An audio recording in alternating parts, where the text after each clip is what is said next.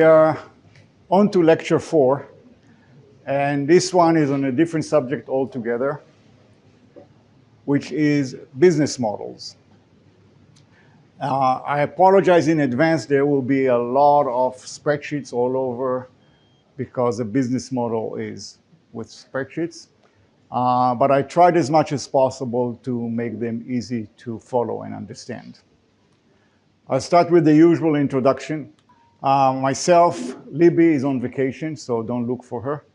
And Eyal. And again, what we're trying to do here is a program to teach the profession of building successful companies. And as I said many, many times, building a company is a profession like any other profession, which means you graduate from university, you might have some clues about the idea, but real life looks very, very different than all the people with companies nod their head, right?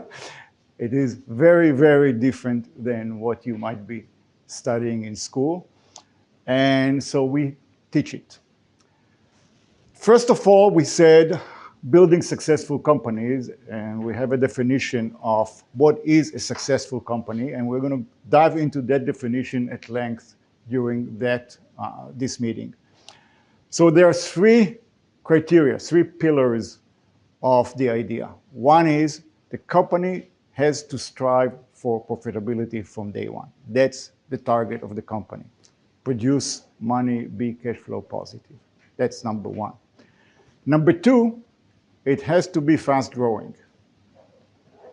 And number 3, it has to have a modest investment because, as I will describe later on, this whole notion of how you do the financing, and for people like you that might be very interesting, he's an angel investor. The methodology we are showing in here takes into account that the money you get has to go back to the investor. So when you reach profitability, you have to start paying back the investment you got. And we do also workshops, which is a few companies sitting together, 2, 3 companies on a subject, like how do you do a brand? And then we sit down and specifically with those companies. And obviously, as you can see, the residency picture we have in here, because it takes a long time to build a company, and we found that at every step of the way there are questions, and we have regular meetings with our companies. Regular, I mean once a week, once every 2 weeks, depending on the status of the company. And as Maury mentioned to me, that they gave me homework now for a meeting that they have. Okay, what is the language of business? So mathematics is the language in which God has written the universe. That said Galileo Galilei at the turn of the 17th century. And what he did is he was the first to write an equation in physics. You can see it on the right, the famous experiment of dropping a heavy body and a small body and showing and proving that they reached the ground at the same time. By the way, he didn't do it this way because it was too fast to measure. He did it on an inclined thing that he rolled 2 balls, but the concept was the same. So what is the language of business? We talked about it, money. But this time I added a little more. So when we say money, we need to build a model that can calculate the money. And every decision that we want to do has to be converted or in the model, expressed in the model in monetary terms. If we raise the price, if we lower the price, if we hire more people, if we hire less people, if we do branding first or branding later, all of these have to be expressed in the model so that you can measure the impact that they have. Okay? So let's start with a few questions. Why profitable, fast growing, and modest investment? So I'll answer. So what's the difference between a company that generates $1 million a year and a company that loses $1 million a year? I like to ask this question because the answers are not the same. It's not $2 million. Those who answer $2 million should start at grade 1. So if you lose $1 million a year and you have $5 million in the bank, you know you have 5 years to live. It's that simple. So you either raise more money, get diluted, have a fight with your investors and whatever, or you just run out of money and you shut down the business. Those of you who have some experience have seen it many, many times. I see it on the smiles on the faces in here, all the people who encountered this dilemma. So don't lose $1 million a year, don't lose $1 a year. Make money all the time. A company that generates $1 million a year lives the infinite game. Last time, I think, 2 times before, I spoke about what is the infinite game. The infinite game is, why do you build a company? Do you build it with a target of winning, of reaching somewhere, or because that's what you want to do and you enjoy every day of the week and the people around you are excited and you think about it as that's what you want to do in your life, period. That's the infinite game. You build things or you tend to your garden, which I now do, because it's fun and I like the flowers, and that's it. So company that makes money, you can thrive and you can grow and you don't owe to anybody anything. And you have figured out a successful business model, right? You don't make money by mistake. So somehow you figure out how to sell your product or service or whatever at a price that is way above the cost that it cost you, and you make money. So that's already a huge, huge check mark on what you do. Now you have time and resources to pursue other worthy purposes. For example, from CardScan, I built Zoom. From Zoom, I built Bizo. Then I built this. All of it is one coming out of the other because when you generate money, you're a master of your life and you can do whatever you want. And that's a lot of fun. That's the infinite game. So I want to wish on all of you, you get there and do whatever you want. You have the independence to do whatever you want because you don't need permission from anybody. You can pay the bills. You can go to any restaurant you want or even walk on the beach. And the last item is really, really important. A profitable company is much easier to sell than a losing company. And the reason, there are 2 reasons for that. Reason number 1, the buyer knows you are not in a stress to sell. So you can negotiate with a smile on your face and you have all the time in the world. Meanwhile, you generate money that sits in the bank and everybody wants to put their hand on the money sitting in your bank or on the machine that generates that money. So a company that generates money has a floor on the price people are willing to pay for it. Usually is time 20, time 15, time 30, depends. So if you have generated $1 million a year, you're probably worth anywhere between 20 and 30 million. It's that simple. And then, of course, you will get all the money above it based on what you do and how important it is and all the other stuff. So that's very, very important. So now that you are convinced to make money, why do you need to grow fast? What's wrong with, sitting idle and making enough money to pay for lunch and your kids, and that's about it? So first and foremost, it's the ability to pay the investors back. Maybe I'm a bizarre creature that thinks that when people give you money, they want it back. And they want it back with a pretty high assurity. 1 out of 10 companies succeed is, excuse me for the term, stupid. Okay? You should think about it. When somebody gave me $1 million, that's a lot of money. I need to return that money. Your behavior becomes very, very different when you think like that. So start thinking like that because it will help your life. And when you grow fast, you get a compounded growth in the value of the company. So I explained to you what that means. So I said before, if you make $1 million a year, people can calculate you're worth anywhere between 20 and 30 million. But what if the year before you did $500,000 and you have very good plans to do 3 million next year because you are growing fast, you build the engine, then clearly you're not going to sell the company on what you're doing now. You will tell the buyer, listen, next year we're going to do 3 million. I want a multiple of 3, but why only next year? I will be $5 million profits 2 years from now. So you have tremendous power to negotiate the value of your company. Companies that grow fast attract tremendous attention.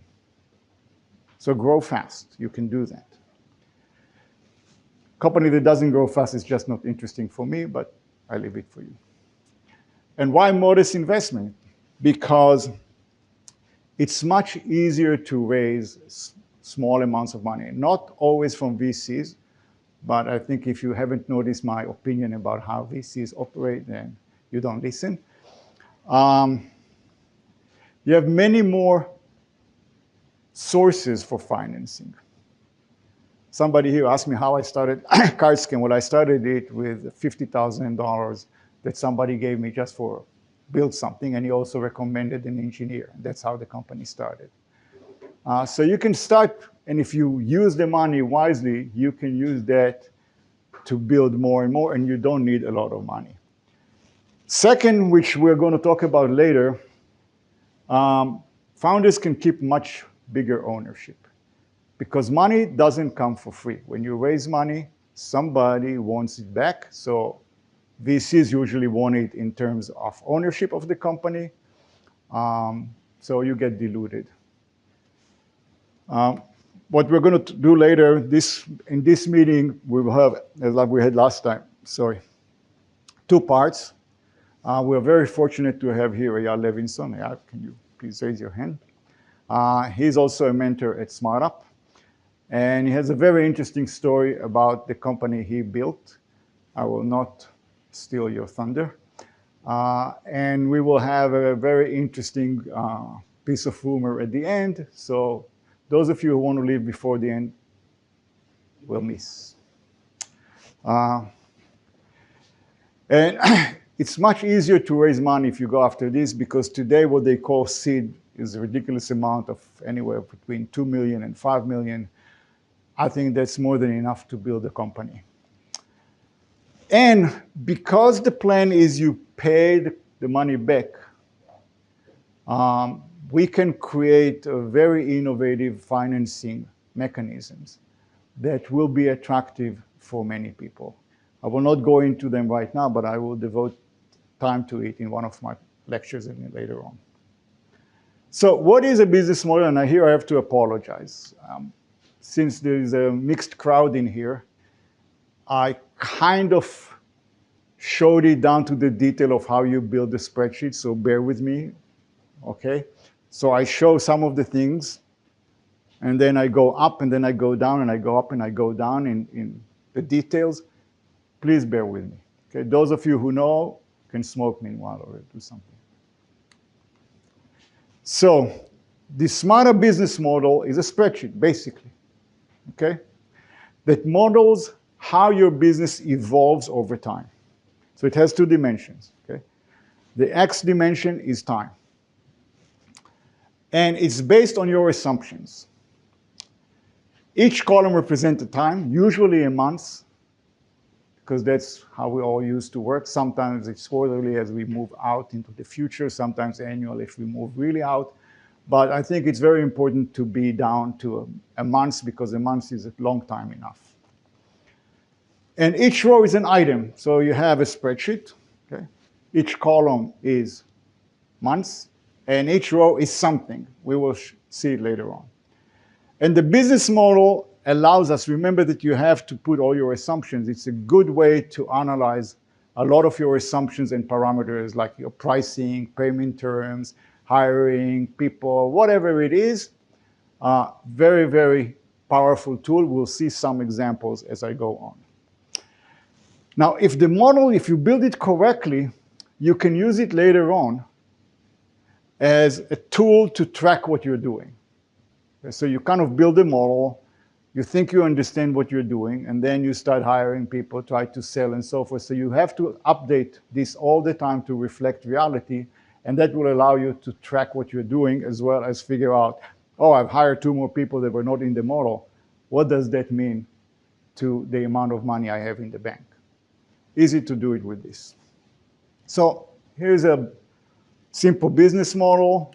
Don't ignore the numbers and everything. This is just an example. We'll go to detail later on. As you can see, these are months, January, February, and so forth. And this is the items, number of new customers, how many salespeople you have, all of that stuff. Okay? And the assumptions are at the top. Usually I put them at the top very, very explicitly so I know what I'm doing. And I use those assumptions in the formulas that I put in the business model. So it's very easy later on to start playing around with it. Okay, in every business model, there are two sections. So now we go beyond the Excel spreadsheet into what's the logic, how you build a business model. And the logic is very, very simple and straightforward, but you have to focus on what I'm saying now because it's very important. So there are two sections that evolve over time. Not surprisingly, the top one is a section that is dedicated to your income. All the revenues, all the sources of money that would come into your company are at the top, usually. Then comes the expenses. So the second section is the expenses. Income, expenses. And not surprising, if you subtract the expenses from the income, you get profit or loss. Okay? Usually in accounting, they put loss in red with parentheses. That's the way I do it. There are many other ways, but it just helps you to see what you're doing. Okay?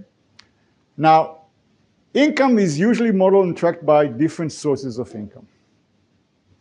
So when I talk about income, there are several sources. There's products, for example. You can put it, if you have a single product, it's one line. If you have 5 products, usually you want to put each product line or each product independently so you can track the performance of them and you can predict them. Then many companies also have services, consulting, all kinds of things that they do. And I put other, because clearly this is a generic model, so some companies have other income, I don't know, from patents, from whatever, I don't know what. So you put all of that at the top as a section. This is your income. The expenses are usually divided into 3 groups. The first one are sales expenses. Sales expenses is everything that is directly related to each item you sell. Okay? So if you want to sell something, it costs you money, and you have to calculate it in here. So, for example, number 1 is, I want to sell computers. It costs me money to produce a computer. I sell shoes. I need to put the price of the pair of shoes before I sell them. So cost of producing and delivering the product is number 1 here. Cost of selling the product, okay? So there is a term called customer acquisition cost. You put ads in Google, you advertise on billboards, whatever you do, then you have to include it in here, and you have to make an assessment, how much is it per sale. With customer acquisition cost, using Google Ads, for example, it's relatively straightforward. Why? Because you can track the entire process. With a billboard, you have no idea who saw the billboard, who bought, whatever. So nowadays, because a lot of things are done on the web, it's relatively easy to follow the customer acquisition cost. And then you have sales cost. If you have a sales group, okay, and you want them to sell, you pay them a salary, many times you pay them commissions, and you know how much they sold. So if they sold $100,000 and they cost a month, and they cost you $20,000 that month, then it's 20% of your sale is cost of sales. Now, by the way, I'm not trying to be very, very accurate in here. People do it different ways. Don't get hooked on it. I'm trying to explain the concepts, okay? Second are what I call stable expenses, which is not an accounting term. Okay? So what that means is you have a company, okay? So you have people, you have management, you have space, you have cloud computing, you have operations. And they're kind of static in the sense that you cannot hire and fire people every week based on whether you use them or not. You cannot vacate your office over the weekend and get the money. So these are fixed expenses, but I don't use the term fixed because it has a totally different meaning in accounting, so I don't want to confuse it. But essentially, anything that is not variable directly depending on the sale, I put it under this, okay? So just the whole section of all your expenses. And then there are one-time big expenses. Okay? You build a lab, you take McKinsey to do some consulting for you for $500,000, whatever it is, you can get all the things. We gave the presentations. But the most important thing is that the SmartUp business model is an operational cash flow model. It is not an accounting P&L, standard P&L. Why cash? Mainly because when people work for you, they want to get paid. So they don't really care about your P&L. They don't care about your assets. They don't care about anything. They just want to get paid by the end of the month. So cash is king. This is a cash model, not a P&L model, for those of you who know the difference. Okay, every model is based on assumptions, like time to market, pricing, customer acquisition cost, all of this. And the assumptions have to be stated clearly and used explicitly in the model, because otherwise, why do you say them? And then you will be able to start fine-tuning them. Okay, do we want to have the price at $1,000, $1,500, $500, and so forth and so on. There are elements that are tied to one another. For example, price elasticity. Well, if I charge $1,000 and I predicted 10 customers a month, what if I charge $2,000? Would it go down to half? Would it go down to from 10 to 8? You don't know. The reason I bring it up in here is not just guess. Yes, you need to guess. But when I said branding first, I wanted to also point out that a lot of the things you can do is test these things. You will feel much more comfortable taking $2,000 and not $1,000 in your model if in your test you saw that instead of 10 people responding to the 1,000, 8 people responding to the 2,000. For those of you who are very, very quick with math, 10 times 1,000 is 10,000, 8 times 2,000 is $16,000. It's $6,000 more. When I ran CardScan, I already moved on to ZoomInfo. I had a CEO. And one day he came to me and he said, I have an idea how to make $1 million profit more every year. I said, sounds good. How are you going to do that? He says, well, currently we sell the product for $249. I'm going to raise it to $259. I don't think anybody will notice. And he did it. And he generated another $1 million. So yes, you want to charge as high as possible as long as you make more money along the way. Okay, so this correlation between price and number of customers is critical. For the purpose of the model is to test different values. This is what I'm telling you. But really, if you can test them in real life, it's much better than just playing. Okay, okay, so let's move to the fun guy.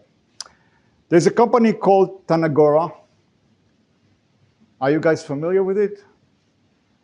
You can't. I invented the name yesterday. And they optimize the production of takamichis. Anybody know what a takamichi is? Eyal, you know what a takamichi is? I don't know. Similar things. And they assume it will take them a year to develop the software and 3 engineers. One of them is the founder and CEO, so we don't need to hire another one. We need to hire 2 more. Okay? They assume they will be able to hire the first engineer in month 2 and the second engineer in month 3. And let's compute the cost. I'm taking you at the beginning with some very easy exercise, and then it will become a little bit more complex. So here's what you do in here. You just put the assumption, okay, here, the founder fully loaded costs you $8,000 a month. You see, the founders take less than the engineers because they want to conserve money. Engineer costs 10,000, it's fully loaded, which means with all the benefits and everything, but not anything beyond that. And a salesperson is 10,000 and so forth and so on. And here I say that in my experience, usually if you take all the people in the company and their salaries, your full money is about divided by 70%. Why? Because you need to rent a place, you need to have computers, blah, blah, blah, blah, blah. Usually it comes to salaries represent in a software company between 70 and 80% of your expenses, the fully loaded. So it's easy to calculate, I put it in here. You have 2 founders, 2 engineers, no admin, this is year 1, and they are building the company. You can see in here my assumptions, they grow, okay? Here are the salaries, and the 70% of total cost. And here's the overhead. Okay, you can see it in here, calculated as a line. So I separate these things so that I can see and track that I have done the calculation correctly. By the way, I found several mistakes later on in the other things I did. So if people tell me, oh, it was here like that and here it is, I know there are mistakes. But those who catch the mistakes will get 2 points. They decided to go with a sales model because, you know, it's a new company, new product. Nobody here knew what they were building, right? I asked you 3 times, you have no idea what they were building. So they figure out it's going to take them some time to do that. And therefore, they want to go through a sales model. In general, there are several models. Sales model means you hire salespeople in your organization, and they're going to talk to each and every customer. That's a sales model. There's an e-commerce model, obviously, where people come to your website, educate themselves, put a credit card, and get whatever they need to get. Right? Doesn't have to be. There are also retail channels, there are resellers, there are many, many models. Each one of them have a different cost structure. Okay, so you have to be aware of the cost structures. By the way, this is the first of a series of lectures about business models. Right now, I'm talking just about the mechanical model, how you calculate things. Later on, I will discuss in future lectures about, do you want to go with a sales model with salespeople, or do you want to go with an e-commerce model? They're different from one another. They actually conflict with one another.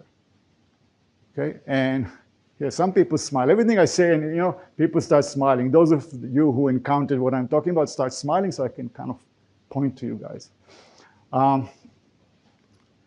Pricing. They believe they can sell a license for $1,000 a month. Again, I put everywhere believe, believe, believe, because they sit down and play with spreadsheets. And they believe they can grow sales from 1 new customer in the first month after they finish, which is the first month of the second year. And so they believe they can start with 1, then it will go to 2. Then at the end of the year, they will have between 8 and 10 customers per month, okay? And then it will grow by 1 every month. I just put a model. Clearly, that assumption that I made is the key assumption you have to think the most, okay? Because that is the revenue line. So what you put in here is the most important thing. But just for the sake of the model, I just put something there. Clearly, when I talk about branding first, this is one of the things you want to start measuring is the response. You did something. Did anybody respond? Were you able to take them down sales funnel? All of that you can do, by the way, before you have a product. Okay, so you want to start testing these assumptions as early as possible because they will direct you what to do. And they assume another good thing, no customer attrition.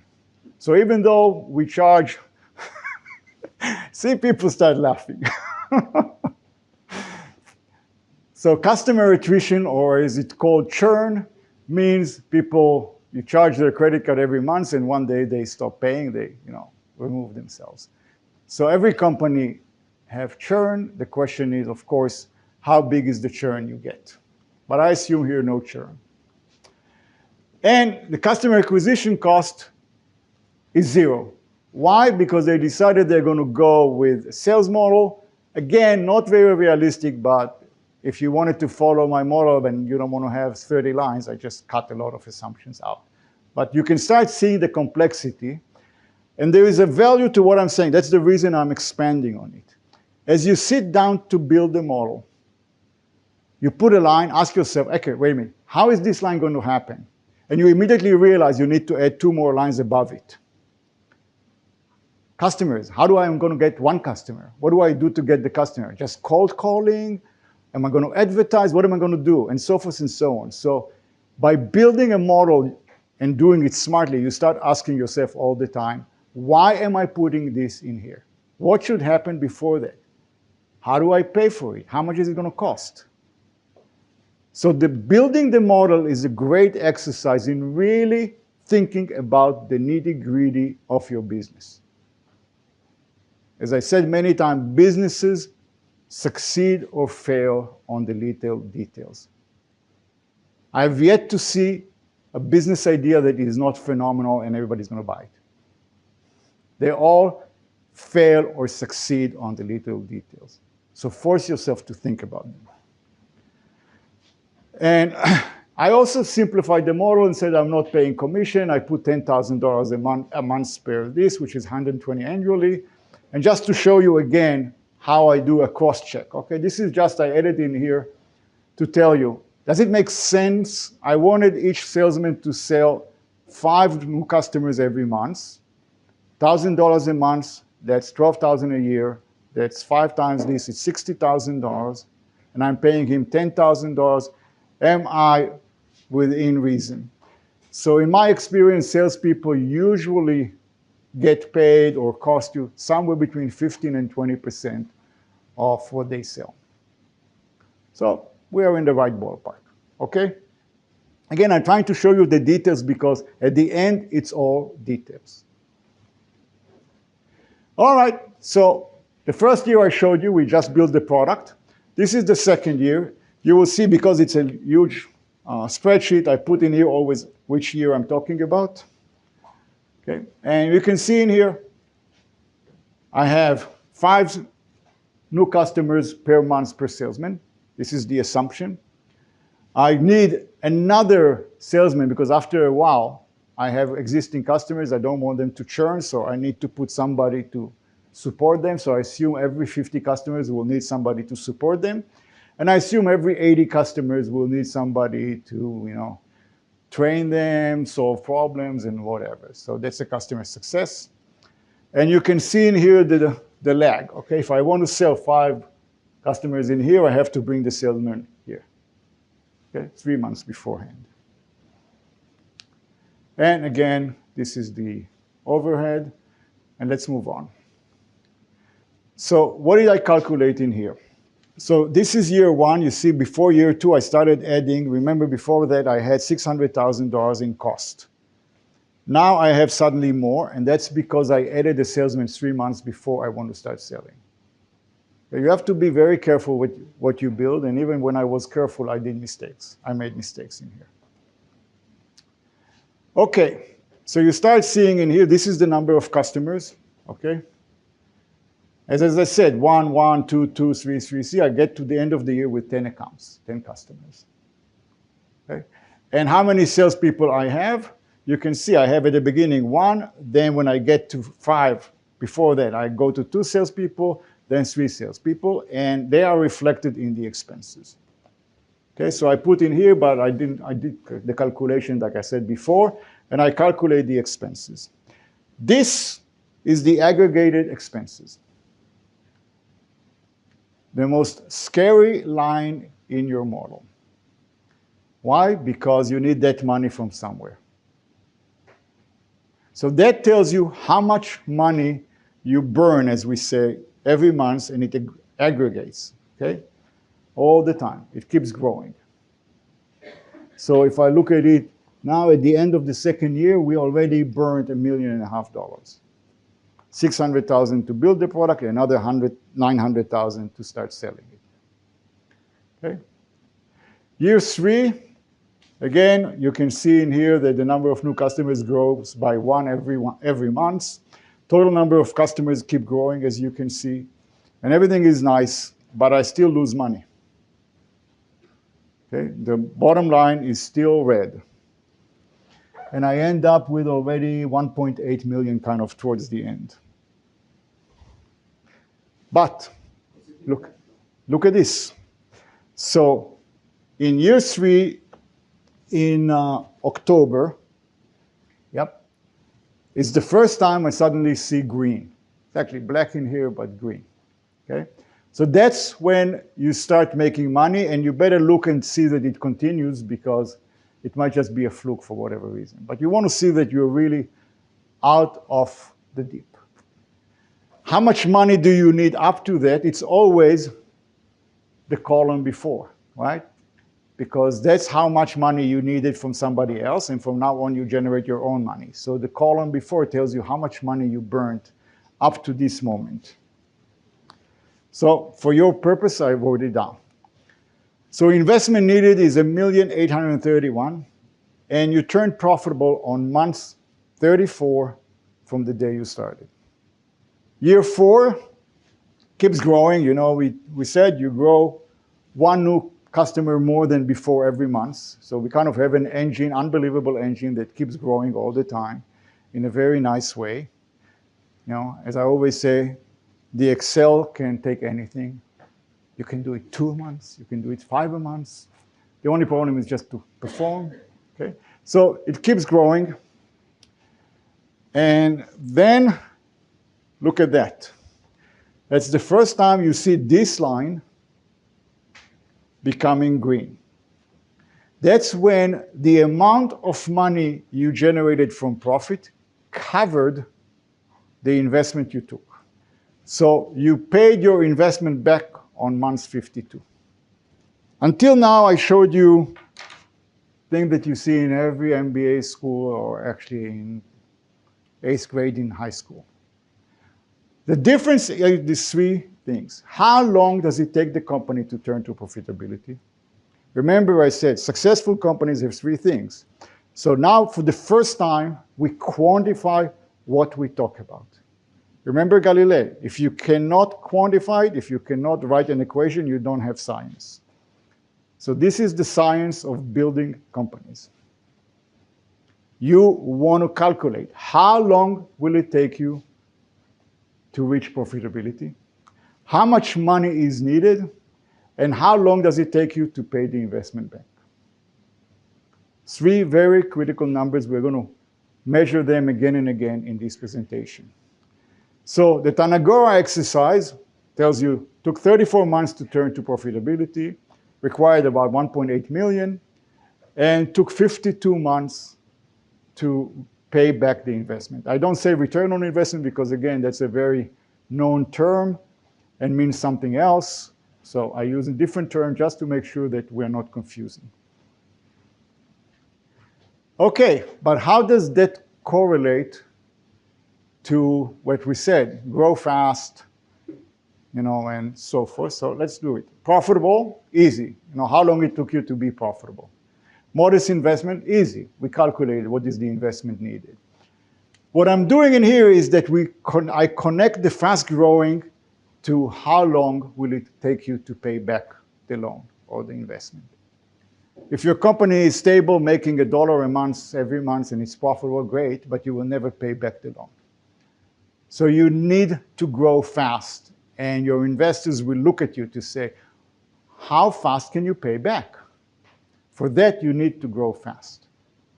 So I correlated the fast growing with paying back the investment. Okay? Any questions up to here? Because there's a lot of material going on. What is modest? Modest is what you can raise. Elon Musk just raised $6 billion. He never was modest. I can tell you that. Here you got the answer. But considering there are about somewhere around 8 billion people in the world, there are 700 and something million, billion, whatever, who want to be like Elon Musk. Okay, so we don't always take this because at the end of the... No, what is modest?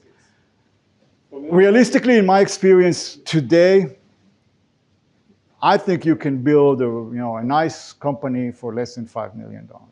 I'm practicing it myself, and I become cheaper and cheaper.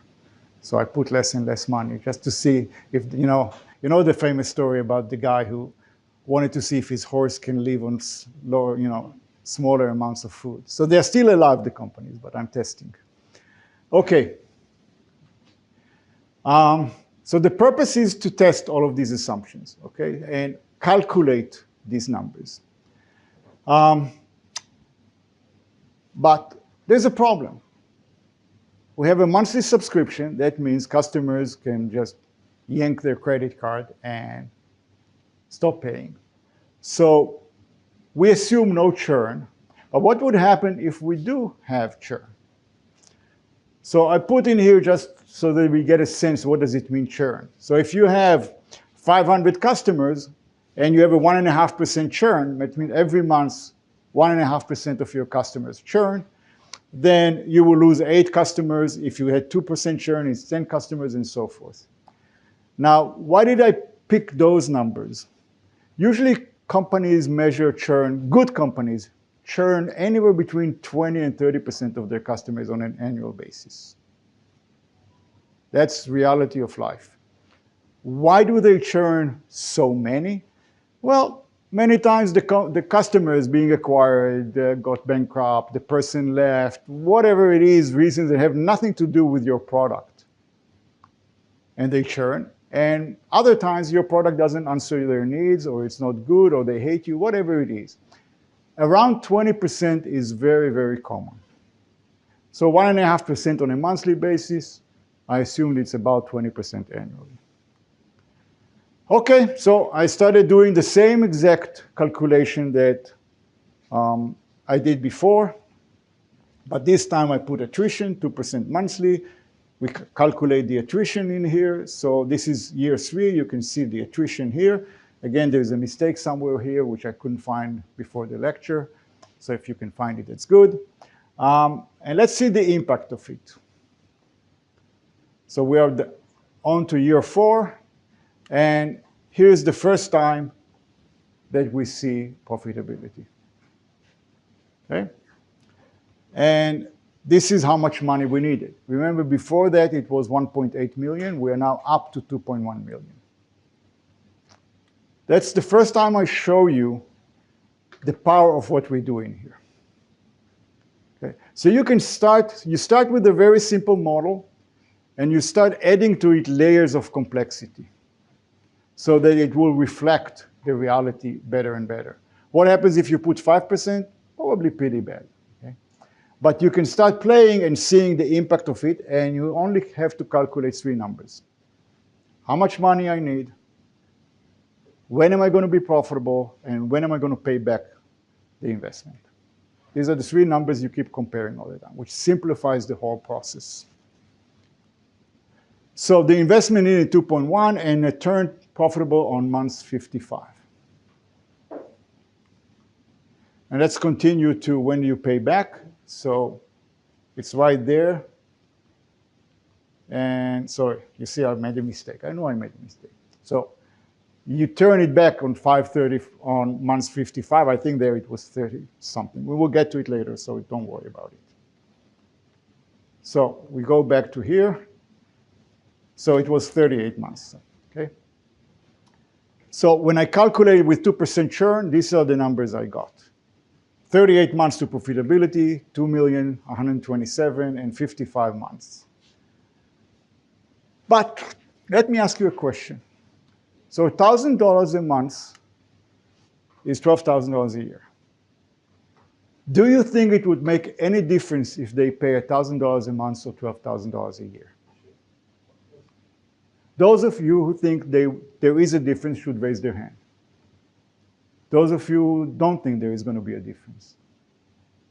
Okay, genius class. All right, so we changed the model, $12,000 a year. You see how easy it is to play with all of these things. And let's start to see what's happening. Okay, we didn't have to wait long. We're now on year 2. Year 2. And you can see we're already profitable in December. And we needed only $1.1 million, not $1.8 million, not 2-1, 1,000,001. Radical difference. And I would venture to say that you wouldn't lose a single customer because you ask for all the money up front. So why don't all people do that? So the answer is somewhere else completely. And it's depending on your business model. Remember what I said at the beginning. They decided to go with salespeople. Salespeople can tell, they negotiate, they can get the companies to pay. If you have a web and e-commerce application, I'm not aware of e-commerce applications where you put a credit card and we charge you $12,000. It just doesn't work this way. People are used to paying tens of dollars, maybe hundreds of dollars. They're not going to put a credit card for $12,000. So by charging up front, it is correlated to the sales model you choose. I'm just showing you the complexity of a business model. Things are connected. They are not independent. But if you already go with a sales team, do this. Okay, so you start seeing what's going on here. So this is what I wrote. And now let's see where I get the money back. Here it is, right there. And that's month 34. Okay? Now, here it is, all the numbers. Okay, so now we take churn in here, okay? So I take a churn of 20% a year, which is kind of equivalent to 1.5% monthly. So let's see what happens. You see that it has zero impact on when we reach profitability. And the reason is it happened in the first year of sales, so there's no churn because a year ago there were no customers, right? So if I'm getting profitable so fast, very rarely people break the contract and ask for the money back. I haven't seen any of those. Okay, and again, the same amount of money needed, as you can see, nothing have changed. There is a slight change when you want to see when you pay the money back. Okay, it moved a little bit. So month 36. Now I know you remember everything, so I put it in one place just so that you can see it, okay? So I put the scenarios, here they are, and the 3 variables that we calculate so you can compare them. The reason I did this is exactly what I tell people to do all the time. Okay? You have 3 numbers to calculate. It's easy to do. It's not like a whole spreadsheet with 1,000,000 columns and a zillion lines. You can't compare them. And you forget, after you make a few changes, you forget what you did. This way it's easy. You only calculate 3 numbers, and you can put all the scenarios and calculate them. It's very easy. And you can see what you give and what you take. So let's go back to this. Profitable, we talked, modest investment, and fast growing. And we want to teach a methodology, right? So I will venture to that, and then I'm really on time. I'm very impressed with myself. So if you recall, I kind of preached for 2 lectures on branding first. Remember, I said before you write the first line of code, before you build a product, before you do anything, branding first. What is the outcome of the brand? It has to be measured too. And the measurement is response you get from the market. Okay? People click on something, they fill out a questionnaire, they buy your product even though it doesn't exist. It doesn't matter. You need to get feedback from the market that you can measure. And that feedback allows you to do this. So my recommendation for the companies are always, first of all, think about how do you get attention from your customers or prospects, actually. That's the branding first. But right on the heels of it, before you develop your product, before you do anything, build a business model like the one I said. Think about all the things. Again, it takes a day, that's all. You just play with it. But gradually you will see what are the parameters that will make a huge difference. Pricing is obviously one. Okay? And now you want to see, for example, we are talking now to one company, and I told him, I want you to test what would happen at 3 different price points. This is a physical product. We will see it in a moment. Okay? And obviously, there is a cost of goods in there, so you can't really sell it for nothing. But let's see if people will pay $99, $149, $199. Let's just measure, because that will make a huge impact on everything we do. So if we get people to our website, we can try to sell them. We see what they click on, and we do ABC testing on the 3 prices, and we can measure the price elasticity. That's before we develop and sell anything. Because sometimes you do all of that and you realize the business model doesn't converge. It just doesn't.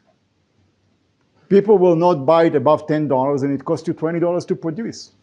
You don't have a business model. Why work? Okay. Or it will cost you, I don't know, $100,000 to sell it because you need to bring consultants and this and that, and customers are willing to pay $50,000. There's just no business model. So you better test all of that as the second step. You create a link to the market and you start testing your assumptions.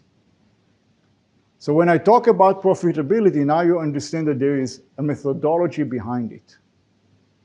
It's not if you build it, he will come, as I showed you in the movie. It's not.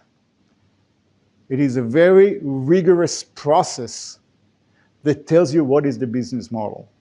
Now, in the next lecture, I will start talking about not the modeling, but the models. Do we go with sales or e-commerce or retail or whatever? What do people pay for? Just to tease you, I'll ask you a question. How do lawyers charge?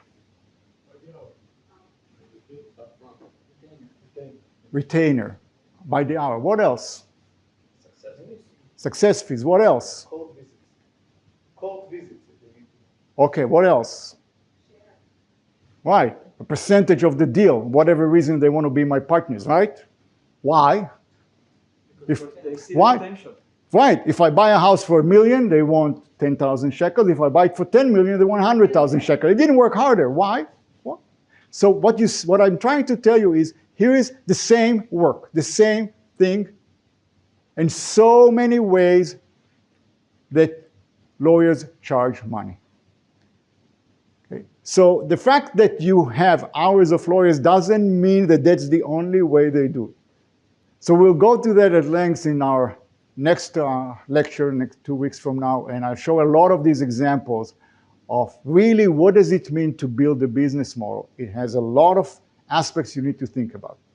Okay, we're going to take a break, and then Eyal will tell us on his company. Eyal, can I give you like 45 minutes? And then I gave you homework last time, okay? And several of you have handed it in. What I would like to do at the end is go over the homework and as an exercise. So please remain seated at the end. We're going to do some fun stuff at the end with that. And I'm going to give homework on this one. I just haven't yet prepared it. We will send it to you guys. Some Excel sheets to produce. And there will be grades. And those who won't pass will not be allowed to come in next month. Thank you. Okay, so my name is Eyal. I'm about to tell you about my story as a founder of a company called Iridize. Iridize was founded at 2011, and it was acquired by Oracle at 2018. I'm still working at Oracle. You can see my long title. Don't ask me what it means. I don't know. Okay. I have done this presentation multiple times for entrepreneurs, normally in their beginning stages. I don't know how many of you are in the beginning, in the middle, later on. Please feel free to ask me questions. I'm here for you. And last, I just want to say how I know Yonatan and what brought me here. I think I was the first of two, the first employees of Zoom Info in Israel, right? Okay, so that's my connection to Yonatan. That was 2006, huh? I think so, yeah, 2006. And after that, I went to work for RSA, which is the company that made Naftali Bennett rich. It was called Sayota back then. And after that, I started my company. So that's that. I'm sure this will not surprise any of you, but this is what your life as an entrepreneur looks like. Normally, a lot of ups and downs. For me, it was 7 years of ups and downs, and sometimes one day you're up, one day you're down. Sometimes in the same day, you're up and down multiple times. And the purpose that I'm telling this to you, again, I don't know where you are in your journey, is to persevere. and, okay, is to persevere and have the belief in what you're doing, and that is what proved itself for me. Okay. In the presentation, I will talk to you. I'll show you some milestones along my way and how it was up, down, both, and we can feel free to ask me questions about it. So I'll start with the idea. I'm guessing not a lot of you know what Iridize is. To save me a lot of time in explaining the idea, I'll ask you a simple question. How many of you here know WalkMe? Is there anybody here who doesn't know WalkMe? It's a very big company. You don't? Okay, so I'll tell. Okay. Okay. So for those of you that know WalkMe, we were their top competitor in Israel, and I'll talk a little bit about that throughout the presentation. So what did Iridize and WalkMe still do? Imagine that you're going into a website or a web application for the first time. Normally you would not know what to do on that application or website. And the idea behind it is that instead of watching a video or calling customer support, to have the application itself instruct you on how to use the software. Okay, so imagine that you're click here, type your name here, and so on and so forth. Okay, easy enough, cool. So how did I come up with the idea? The idea came up for my personal life experience as the family geek, I would say, okay? I found myself spending a lot of time explaining to my family members, friends, how to use the web, okay? Imagine this was 2011, okay? The internet was there, but it was very different than what it is today. And people would call me and ask me, Eyal, how do I purchase an air ticket online? How do I update my personal information on this application? And I just found myself literally spending a lot of time on doing that, okay? And the idea came to me that it would be very nice if the application itself that I was on could instruct me on how to do whatever it is that I wanted to do. It would save me time. It would save me the trouble of watching a video and having to force my brain to remember everything and then do it again in the application itself. Okay, is that clear? Questions so far? Cool. Okay, that's great. Up until now, very happy, very fun, a lot of fun. And then this came 6 months after we started. I shared my idea with a friend. We'll talk about that friend later on. And we decided to start the company. We were two founders, and we both had a developer background. I also have an MBA, but we were both developers by heart, and we started coding the thing. 6 months after we started, press release. Company called WalkMe raises $1 million to do exactly what we are doing. Exactly, one-to-one, okay? It was a shock. It was devastating. It took us by surprise. I don't know what other adjectives I can use here, but it was stressful. And because as an entrepreneur, as a young entrepreneur, for me, the fact that we had competition was something that, oh my God, what am I going to do? Yeah, it was a big shock. And just what you see here on the screen, I took this after Iridize was already acquired by Oracle. You can see here competitives in this market. Our market is called Digital Adoption Platform. It is still called like that. You can see WalkMe over here, and again, big Israeli company. They raised more than $300 million. They've now IPO'd. And as a teaser, Yonatan will talk about that afterward. There is another company here, Indian company called Whatfix, that raised only $200 million. And this is actually the biggest one, called Pendo. They have still not IPO'd, and they have raised close to $500 million. Okay? So this is the atmosphere, the environment that Iridize was operating in, and very stressful. And what happened after this press release was we noticed something very interesting starting to happen, which is that the traffic to our website grew tremendously. And the reason for that is that all of the marketing power that WalkMe and all of these, specifically here it started with WalkMe. WalkMe were the first to raise money.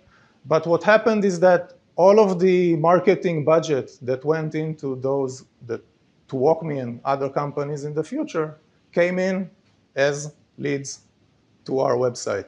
And why is that? You can imagine that if you're a company who wants to buy another software product, the first thing that you do this as an individual as well, is that you check other alternatives, right? And this is how they came to us, okay? So while I and my partner were in shock, we also very quickly realized that, hey, we're getting a lot of traffic. This is actually good for our business, and it became a very high and actually motivation for us to continue to succeed.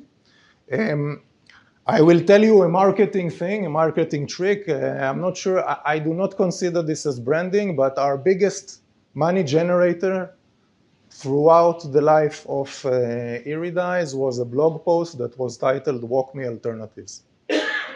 Okay? We got so many leads out of this thing that you wouldn't believe. A lot of them realized that we're offering competing product. They realized that it was cheaper because we didn't have all of the investment that WalkMe had, and it turned out as a great thing for us. Okay, so again, up and down. Any questions on the competition or? Where's Iridize? Iridize is not here actually because I took this this thing immediately after Oracle acquired it.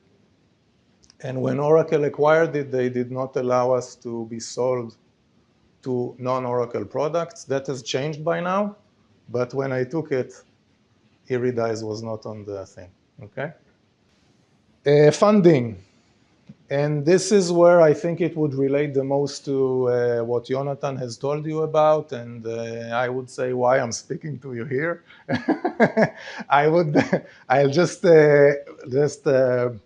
I miserably failed at getting funding. I was not able to get any money from any VCs. Iridize was bootstrapped from start to finish. What that means, if you don't know, is that we grew up by the fact that we got more customers to pay us. And funding was always a struggle for me. Imagine that, if you recall the previous slide, imagine that you have such big players like WalkMe, Pendo, Whatfix, another Israeli company that actually Oracle itself invested in, called Tunimo. And through all of this, I was always told that I need to to talk to VC, talk to investors and get money, and I just failed. And I don't know whether it was because I was very bad at it or because these companies were bigger, and as an investor, normally you're looking for differentiation, you're looking for a strong team, which we had, but differentiation we didn't have. And the fact that they have raised so much money throughout their life cycle made it very, very hard for us to find investment, okay? And at some point in time, I think it was 3 years after we started going, I just decided to stop trying. I realized that this was not my strong suit. I think that this was probably one of my best decisions, by the way. And I just decided to focus on what I did better, which is to manage the product and manage the sales and manage the team as a CEO, okay? Questions on that? Okay. No investment at all. Like the money the same? What happened to you up until the same? Yeah. No, they got investment, the best one, the customers. We got investment from customers, yeah. The initial money is from your pockets? So when I started the company, I was working off of myself and my partner. We were working off of unemployment. Okay, I don't know how to say it in English. No, but there is unemployment fees. Okay, that worked for us for 8 months. And in those 8 months, we were able to build the product, start selling it. Okay. At the beginning, whatever we sold was not enough for us to get a salary, but it was enough for us to get more people, and we grew this way. I personally took my first salary after 3 years. Okay.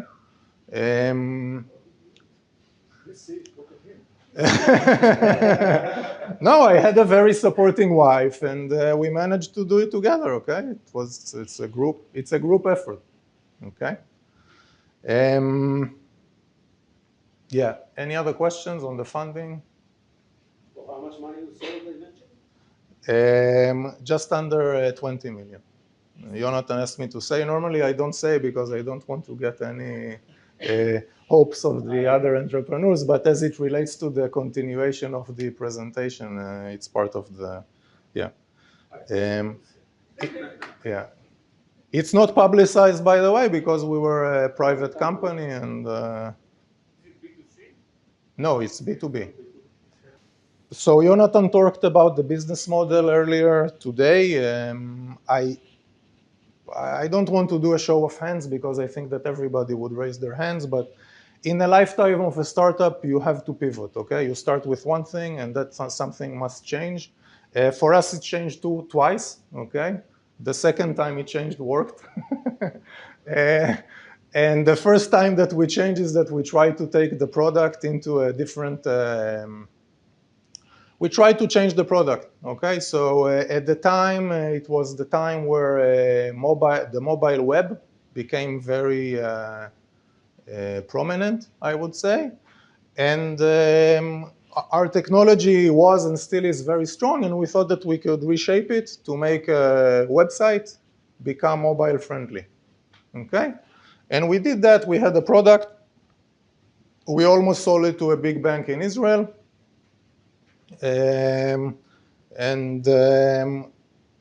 But it didn't lift off, okay? It didn't lift off because there were bigger fish in this market. I didn't check before this presentation, but the biggest fish was called Mobify. I don't know what became of them and where they are today. That doesn't really matter, but as we were doing this, and I think that the reason why we made the mistake is that we saw that in Israel there was bigger traction for this thing, making a website mobile friendly. And we were stupid to ignore the fact that all of the while our sales for the other product were gaining momentum, more and more customers, okay? So again, at some point we said, okay, it was a nice try. Let's stick with the other product. The second pivot that we did, which was the one that was successful, was not changing the product at all. It was just changing our market. Originally, when we started Iridize, our go-to market was to sell to startups, SaaS companies. It was the same for WalkMe, and at least at the start, it's not the same now. To sell the concept of, it's called trial conversion. At least it was called that way back then. Imagine that you're a SaaS company. You want to get your new customers to appreciate the value of your offering as soon as possible. To do that, you need some sort of training to guide these users through the funnels that you want them to follow. And this is what Iridize was great at, and this is what we try to sell. What is the problem with that? Can somebody guess? Startups don't have money to pay. Startups shut down. They go bankrupt. Being Israeli and you're Israeli, selling to product managers in Israel, a training utility like this is very, there is a big conflict of interest because they always think that the product is the best and that they don't need training, they don't need onboarding, they're always the best, and this was another problem that we had specifically in Israel. It's still a problem to this product in Israel to sell, by the way, even for Oracle. So it wasn't just me. And so, by chance, one of the customers that we acquired as, well, they acquired it for one of their online offering, but they asked us if it would be okay by us if they can use it for training their employees. I said, sure, why not? I mean, same product, you can use it on whatever application you want. I don't care whether it's online or internal web application. and then the coin dropped for us is that it would be much more profitable to send employee training, because these companies, they have, enterprise companies have a lot of employees, okay? There is the concept of turnover, where an employee would come in, and after 2 years, normally they would leave the company, okay? And in that time frame, you want to be as quick as possible to ramp them up, to know how to use the software that they're supposed to use in their day-to-day routine, okay? And that was the big pivot that made us successful. Again, a lot of luck in that as well, but you have to listen to what's happening around you, okay? So from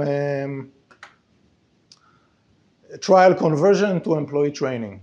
Same product, same code base, and it's a lot of, like, when I talk to new entrepreneurs, and I don't know how many of you are new to the thing, you don't have to change the product necessarily to become successful, okay? Divorce, that's the only one that is like, there is only a down element here. 5 years after we started, my partner told me that he can't take it anymore. And it was a big shock. Because I know that this is where I kind of differ with Yonatan. For me, it was very important to have somebody to bounce ideas against, and I think we were very good at doing that together. And but after 5 years, he decided that he doesn't want to do any more software programming. He was a physicist. Don't ask me about it, but he wanted to do whatever it is that they do over there. And we decided to part ways. To add more to this shock, and this is why I use the term divorce here, which is, he also thought that he should still keep 50% of the company. Again, we had no funding, and so it was 50-50 between us. He felt that he needs to still keep 50% of the company. I thought differently. And we had to go through an ordeal with, I don't know how you say borerut. Arbitration. We had to go through arbitration, and it was very tough. You always have these questions that are floating around your head. Should I continue? Should I not continue? This was the hardest one for me, like, to decide. I actually considered stopping to do this thing. How many employees you had at that point? That point in time, we had 5 employees. When we were sold, we had 10. Okay, acquired. Sorry. Sorry. In the end, he ended up with 40%. 40. Okay. So he left 5 years after we started. 2 years after that, we were acquired. So in those 2 years, I accumulated 20% more. Okay, so changing the, so we talked about the pivot to change from trial conversion to employee training. As you can imagine, well, actually, I don't know if you can imagine, so I'll tell you, but changing the go-to-market is a big deal, okay? It takes time. Even though we didn't have to make a lot of changes to the product, to teach the market that that the same thing that you were doing before is no longer relevant, and that you're now doing something else that might help them, takes a lot of time. On top of that, selling employee training, we have realized that we need to sell to big companies, and selling to enterprise companies takes a lot of time, okay? So it took us, I think, a year and a half to actually go through this transition. And what happened is that after, like, the reason that I'm marking this year and a half is that in the, like, year and a half after we did this, we were able to sell, to these 3 companies. We sold employee training to them. You can see Oracle is one of them, and this is how eventually we were acquired. It's also amazing for me to say that we sold to all of these guys. This was before COVID, and we managed to sell to all of them over Zoom. Okay, so that was also quite an achievement.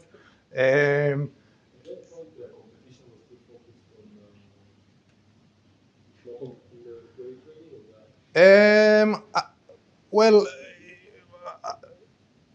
it's like I can say, listen, at this point in time, WalkMe had already the 300 million that were invested in them in their bank accounts. And I think that at that point, you're already beyond the ability to focus. Okay, so you try to do everything. In English, you say spray and pray. Okay, so I think that this was the mode that they were in. More attractive to big companies.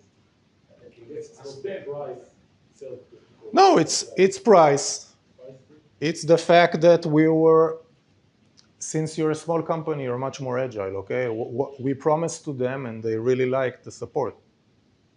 Okay, so because you're more agile, you can make more changes, you can update the product to support their needs. This is something that was very appealing to them, to be a design partner, where if they were talking to WalkMe, they were just one of the customers, you know, even if they paid more, okay? By the way, all of these, so we're now 2017, all of these companies are still using the product. Oracle, obviously, but the other ones too. And Oracle started using it for their sales representatives, okay? It was embedded in all of the tools that the salespeople were using to sell Oracle products, okay? So it wasn't outbound, it was completely inbound. We had luck, okay? I think that each and every entrepreneur needs luck, and if somebody tells you that they don't have luck, they're lying, okay? I never asked you what were your luck, but maybe we can talk about that later. But for me, I already mentioned one thing, which is the fact that WalkMe raised money before us.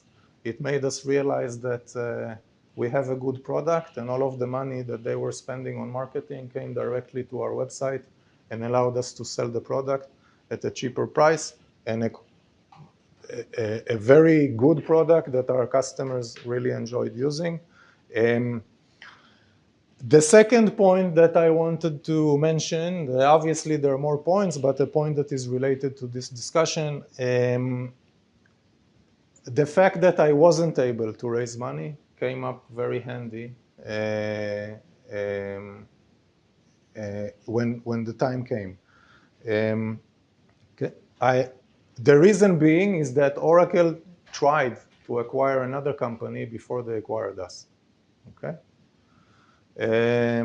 If you remember on the sheet, there was the Whatfix, an Indian company. Oracle were actually working with them.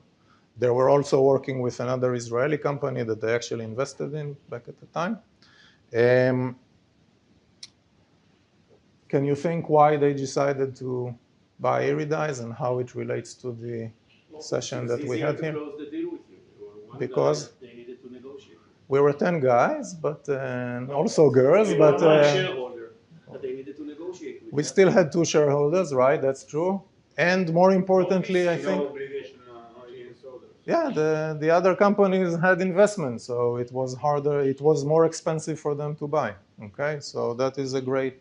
We were just there for the And obviously, it made a lot of sense for us because for us, it was good money compared to the other companies. Actually, I see you didn't manage to update it. I'll tell you the updated numbers. This was, I think it was, I created this slide like 1 or 2 years ago. So we're now, the product itself still continues to live within Oracle. It's called Oracle Guided Learning, if you want to look it up. It's making more than $50 million in ARR, okay? When we were sold, we were making $1 million in ARR, okay? The growth you can see 50% year over year. The numbers have dramatically increased. The number of customers is now 1,400 customers. Okay, so in 2 years, that's the growth that we had. And the number of users is also actually, it's more than 2. The number of users now who are actually using the tool, there are 10 million employees across these 1,400 enterprises that are using Iridize today. We could have grown more, but we could not have reached actually this is a good time to switch to the next slide because you see we could not have reached these customers without Oracle. You need, I am grateful that Oracle and Visa and DHL gave us the trust that they have, okay? But in order to sell to these type of companies, you cannot do it as a 10-man shop, okay? You need the backing. You need to be able to support the long sales cycle, okay? Sales cycles for these companies can easily take 2-3 years. And as a startup, you don't I want the money now, I need the cash now, okay? So you cannot support this in a sustainable way, okay? No, and maybe I did a mistake there when negotiating the acquisition, but I don't think that I have. I don't think that Oracle operates this way. We didn't get, of course, we're getting stock, RSUs, options, that type of thing, but nothing directly related to the selling of the product itself. For myself, I'm still managing this product, both as a product manager and as I'm managing the research and development and the product of the same product still. And we have grown from 10 people, which were half sales and marketing and half R&D, to sales and marketing is now, I don't even know, okay? It's like thousands of people that are selling this thing. And as far as the R&D is concerned, we're now a team of 60. 60. Okay. And sales and marketing, are they committed just to your product? Or No. overall? No, it's overall license sales and yeah.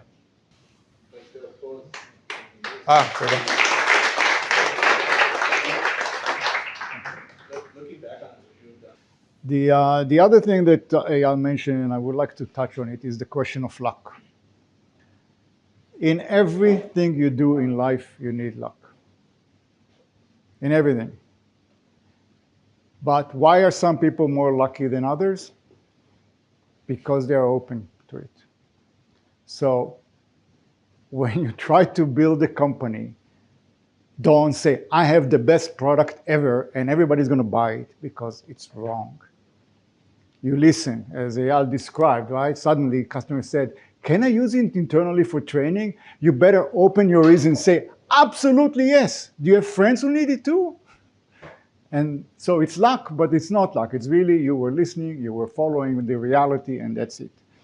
The question is, who did better? WalkMe or Eyal? Now let's take the CEO of WalkMe. Guess how much money did he make when the company went public? Yeah, he was the founder and he's the CEO still, and the company went public. They raised about $290 million in going public, so the company raised $600 million, 309 from VC and another 290 or so in the IPO. Raise of hands. How many of you think the founder made more than $100 million? More than 50 million. Guy, he say that it's rare that founders keep the $1 I'm asking, how many of you think he made more than 10 million? He did around. Okay, good. So this is a public company. Right?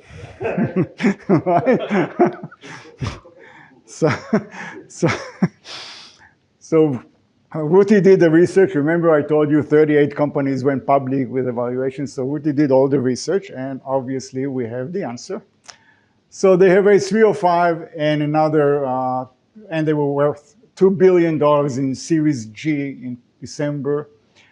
Raised another 286, sorry. So they raised about $600 million compared to zero. And here's the stock. Okay, that's when they went public. I put the cursor in here. So they were worth, it was $29 per share. It's now at about $9. And here's how much they made since inception. They went down 70%. 800 million. So 600 million raised and cap 800 million. Huge success. And it was founded in 2011, same year as Eyal, okay, by Dan Adika, Rafael Sweri, Eyal Cohen, and Yuval Shalom Ozana.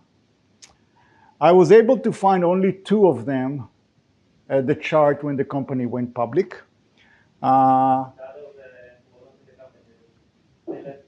Yeah, I know, I'm just showing results, okay? So this is how much they had, 2.9% and 2.7%. But that's probably not the whole story, because when an insider sells shares, they have to report it. Because remember, I was at ZoomInfo, so I was just intrigued to see what people I know sold and bought. So they have to report every time they sell any share. So here's what these guys sold. Look at the date. September 2013, the company, 2023, the company went public in 2021. And that is because he got probably restricted shares that were blocked for 2 years. And here's how much he made until today. I just tallied all the shares he sold until today. So I think Eyal did a good job. Just think about when I talk to you all along and say, if you're profitable, you can do a lot of things, right? And the value of the company. So Eyal was profitable because he supported himself, obviously. And that gives you all the time in the world to do things. And things happen. Luck or not luck. You just listen, you're just open to what's going on in the market. And the chances of making a lot of money doing the right things is much higher than what VCs tell you. And this is a great example. Okay, let's move on. So I hope I will be able to run the, let's think about branding your product. So we got quite a number of responses. And then we discussed how we're going to deal with them in here. And I thought that the best thing to do will be actually to take one example, bring it up here to the entire team to analyze together. Okay, so that we can all look at it and think about it. So we chose one that is kind of interesting and easy to understand. So Dvir came up with an idea, and the questions that we will ask is, like everything, is who are your prospects? And be as specific as possible. The problems you are trying to solve. Are the prospects aware of the problem? And when they have the problem, what do they do? And you will see in a moment what they do. And what else can be of interest to your prospects? So let me do it. Everyone, even you, found themselves at least once in a situation where they were standing outside wanting a hot cup of coffee, tea, or soup. For that, we use these. But there are a few problems with these: convenience, prep time, and safety. So I thought, let's put a water cooler everywhere on Earth. Wouldn't that be great? It will only cost around $5 trillion. I'm kidding. I thought about Chemos, the king of all thermoses. We basically took these and put them together, along with the patent. A thermos which can also do the job of a portable kettle, reaching all temperatures of heat. Wouldn't it be great if these had a button that could heat water anywhere? It would be so simple. But thermoses don't have buttons. Well, Chemos has just the button you need. Chemos is a self-heating thermos that can get your water to full boil in just 3 minutes. And it can do it 5 times over before needing to recharge. Each battery can boil at least 5 cups of coffee and keep it hot for 4 hours after each boil. Chemos can boil enough water to fill up 2 whole cups. The Chemos is fully safe, even with boiling water inside. It's chargeable, it's light, it's simple, and the best part, it works great. And this is a hot hiker we took to be our presenter and show you all the things you can do with Chemos. Coffee in the forest. Parents who need to prepare food for the baby. Chemos can reach the sterilization temperature. Drink hot beverage in traffic. Drink tea in the desert. Why? On top of a pyramid. Again, why? Just kidding. In the mountains where it's cold. So, hot presenter, would you use Chemos? Yeah. We decided not to pay you for this video. Would you still use Chemos? Hell yeah! So, let's talk business. The great news, it already works. The only reason we are raising money is for mass production. We have everything ready. The only thing we need in order to start the molding and manufacturing process is your support. In other words, we need you. Early adopters who believe in us and want to help us bring the Chemos to the market. If we reach this amount, we can start the process and bring you the Chemos within 8 months. We have the factory, the engineers, the experience, and the desire to drink a hot beverage anywhere with a click of a button. We already have the prototype, but without the production line, it costs $2,500 to make one. On the market, it will probably cost $130. But now, only on the crowdfunding campaign, it will cost even less. A lot less than the $2,500 we paid to get this one made. So support us now and help us bring the Chemos everywhere. Now you understand why I said easy to understand. So I'll start with who are the audiences. You can see. His English is not as good as mine, right?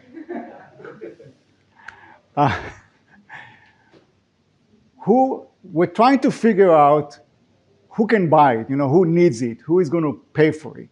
So we are open for ideas. You heard 2 of them here, but please, who can be markets for us, prospects for us? Travelers. Travelers. What do you mean by travelers? Everyone who wants to go out with his family, the picnic. Okay. So that's just for use as you travel, right? Yes. Okay. Campers. Campers. Good. What else? Campers, travelers. Moms. Moms for babies. Right. Kids for the backbook. For kids, for school. For school, for kids, right? The teachers, of course, right? Soldiers. Soldiers. Truck drivers. Truck drivers. Yeti. Yeti? Yeah. The company that makes the masks. The Okay. undestructible masks. Okay, what else? Every employee that works outside doesn't have access to kitchen. You can give it as a gift to your employees. That's a great idea. Building builders, I don't know how to say it, like workers that build the buildings. The owner, they want this black coffee. Can we this? Great. Any other activity. All right. We have some more sophisticated ideas. For example, people who travel to countries where you cannot drink the water. So you will need to sterilize them. That's the best way to sterilize, obviously, is to boil them. What else? Companies that promote things like that, Profitability, other companies that promote. Right. So as you can see, the whole world can use it, but they are very, very different market segments, right?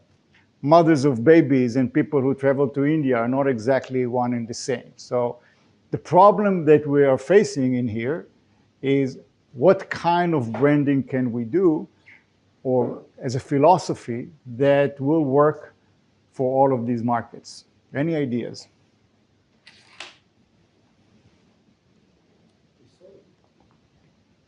Yeah. So you know what this little video is all about. Interestingly enough, Dvir wanted money to, and also wanted to test his idea.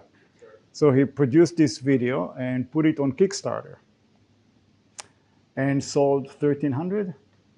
Right, 1,300 bottles like that, thermoses like that, were sold, not produced yet. What's the price? What was the price? $89. Dollars, yes. It was sold on Kickstarter, which is international. Now, do you think that $89 is a good price? Sounds quite expensive. It's a bit expensive. If you can produce it for less than 20, it's a good price. Okay. Do you think we can produce it for less than 20? Yeah, Depends on the quantity. More or less. Yeah. It's more or less. Well, we can produce everything for less than 20 except for the batteries. The batteries are expensive. And since the whole idea here is the batteries, so we have How many bottles you need? well, that's physics. To boil water, you need 1 kilocalories for a liter of water for 1 degree. Bottles are expensive. Yes. And the charger, and you need to supply charger, and the the shipment is plug, covered. every piece of house. Right. So $89 in my mind is expensive. Is not enough in order to make money. So what do you do if you have a product that you think you need to sell for more? Premium product, you target to pay. Exactly. You find the audience that will pay for more. Like I remember when I was young, having a stroller cost, I don't know, $200. Now it's $20,000. I don't know what the strollers do. They fly, they jump. I have no idea anymore. But here's a great example of a product with 4 wheels and nothing else that costs ridiculous amounts. Depending on your brand. Exactly, right. So we need to build the brand. How are we going to build the brand for this product? Come up with ideas. Target the audience first. How do you target the audience? So if you know that you want to an high price, you have to go on everything that is luxury, where people. Give me examples. Let's be I'll specific. give you the iPhone. Steve Jobs made something useless, a need for people. It's something that there was a phone before, became iPhone, and everyone is buying iPhone. So no one's need an iPhone. Okay. Influencers. Influencers, good idea. What else? How else can you get to audiences?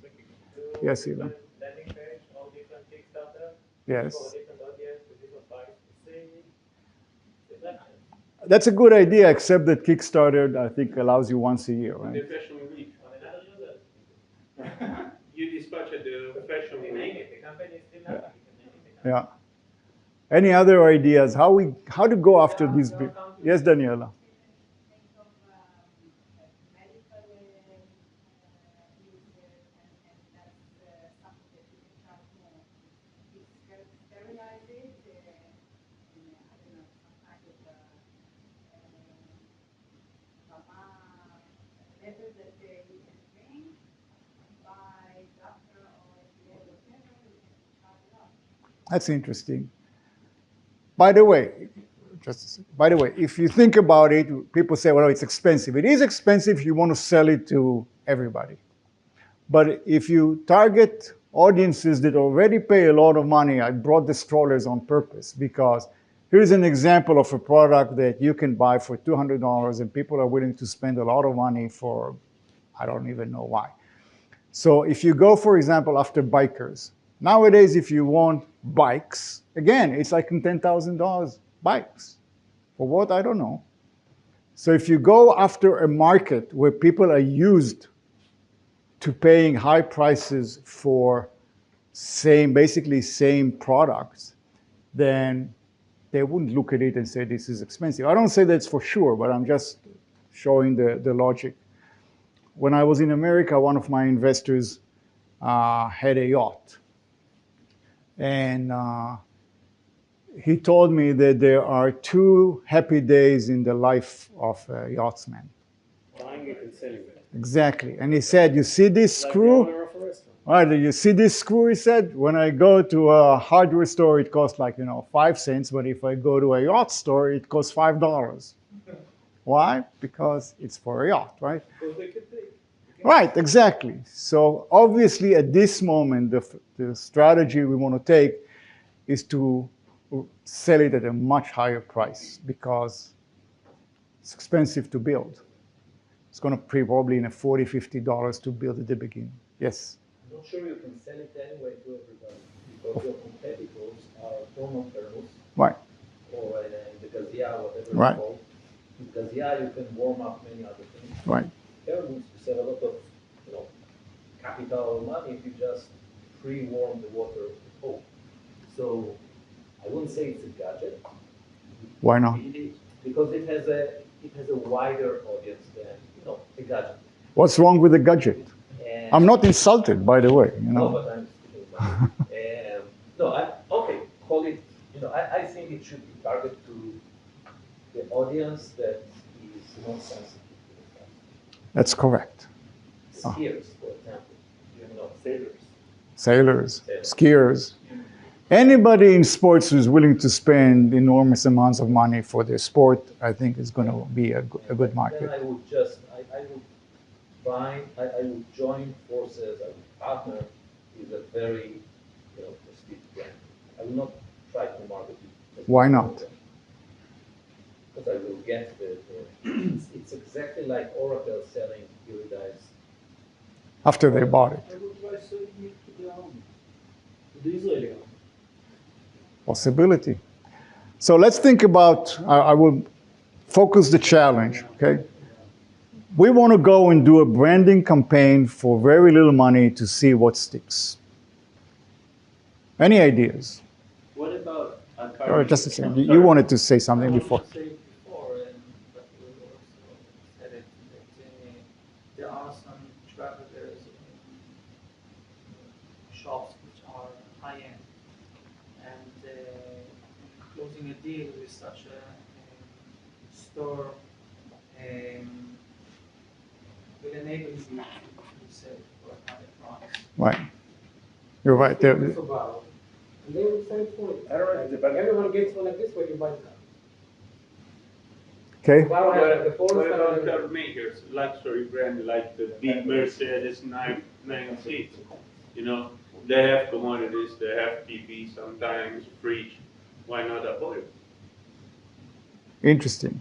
Maybe also you could connect it to a specific activity.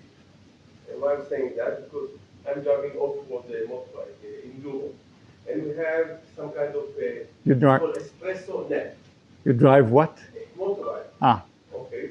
And we have some break when we say it's espresso net. What we are doing, we are using Gazia to have a coffee, drink coffee, take a nap for 10 minutes, and then continue 5 more hours. And this is some kind of activity that if you can connect this product to a specific activity, it can work very good. Because then they say, it will be connected, and they say, okay, if I need that, I can get it here. Create a need. Corporate gifting. Corporate gifting. That's correct. Maybe because the high-tech industry really likes gadgets, and they like to be first to try things, like Google workers, get it, something that will connect it to high-tech. Okay, so let me take you in the direction we were thinking about a little bit. So Dvir did a lot.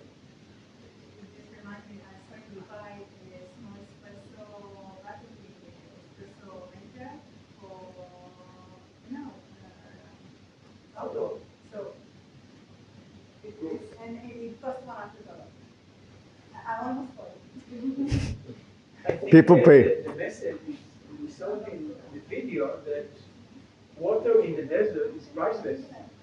So maybe we will start selling it in cold countries where hot water is priceless when you need it.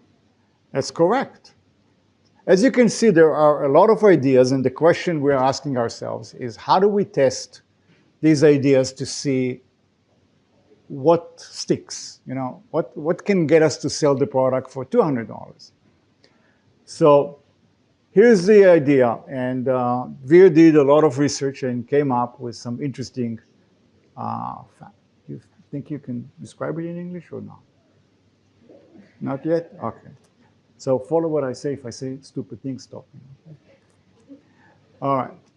So we looked at the obvious, Facebook, putting ads in Google, like anybody who is looking for pump for breast milk.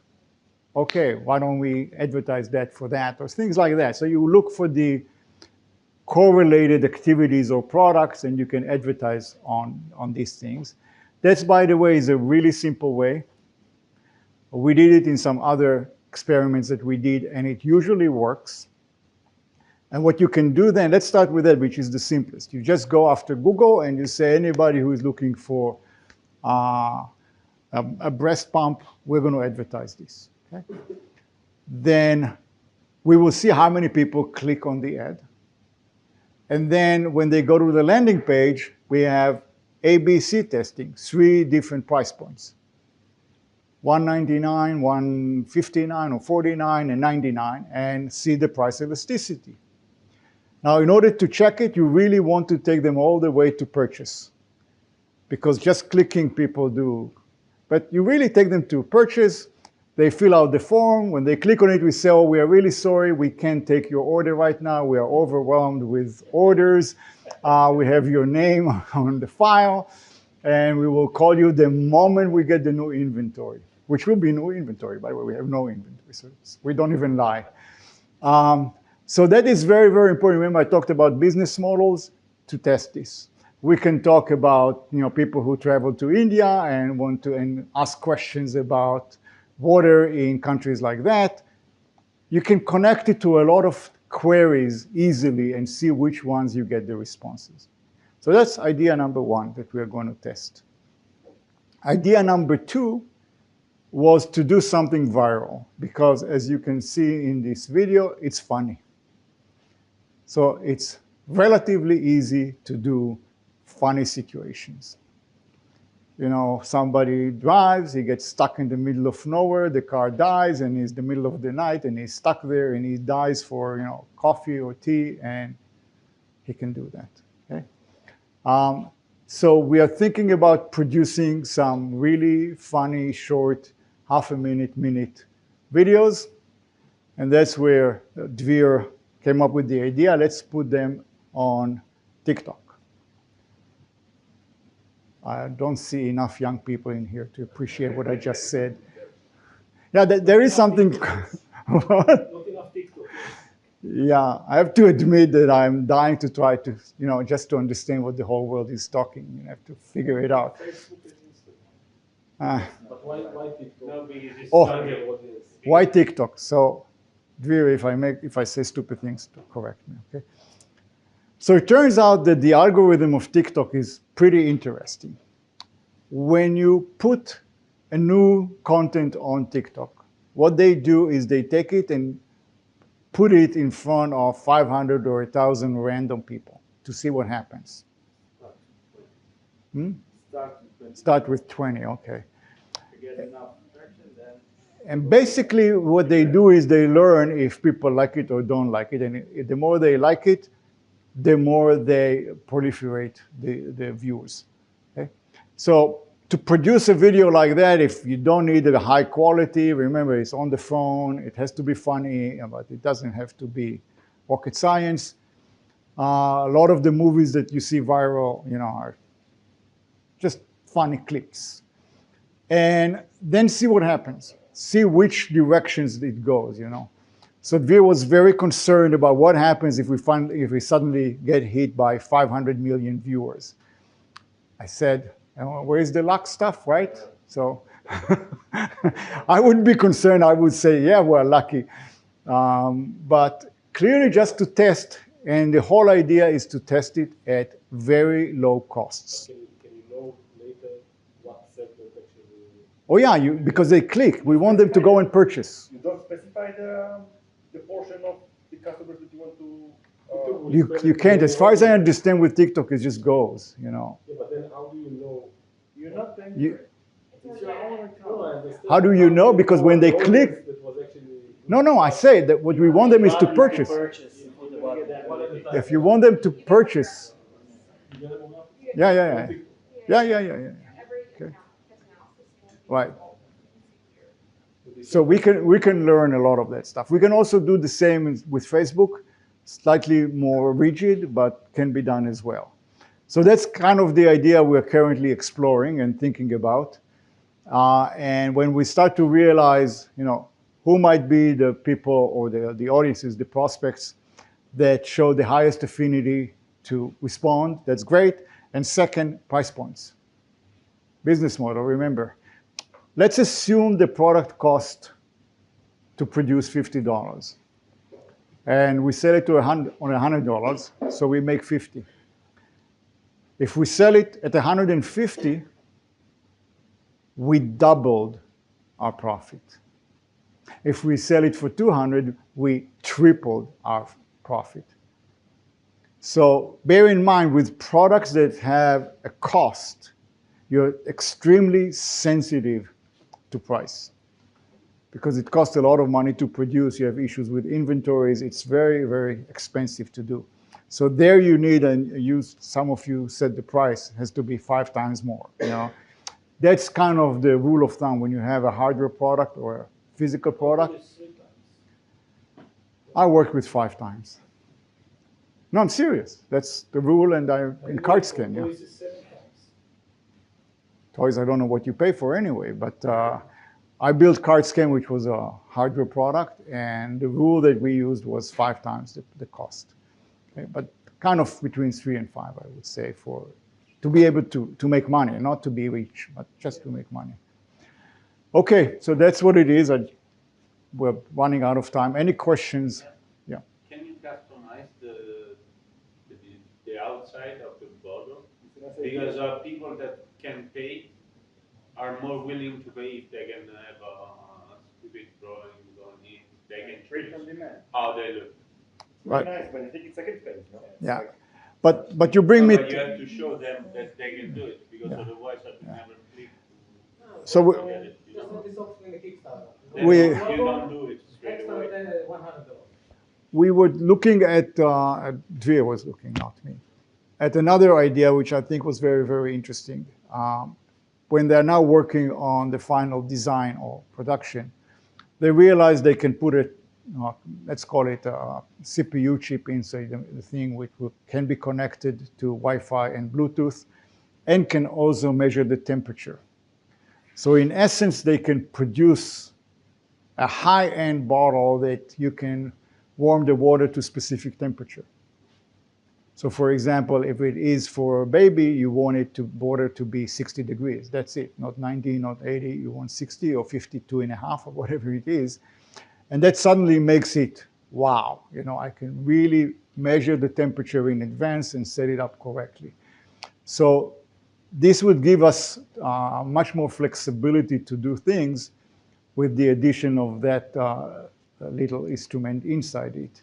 So these are the kind of ideas we are thinking about. How can we produce a product at $199 and have also a product at the lower end at, let's say, $129, but there is a real differentiator, even though in the cost it's the same cost to us.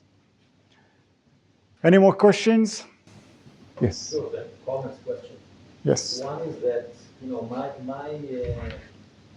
my tendency, at least at the beginning, would go to applications which are not very demanding.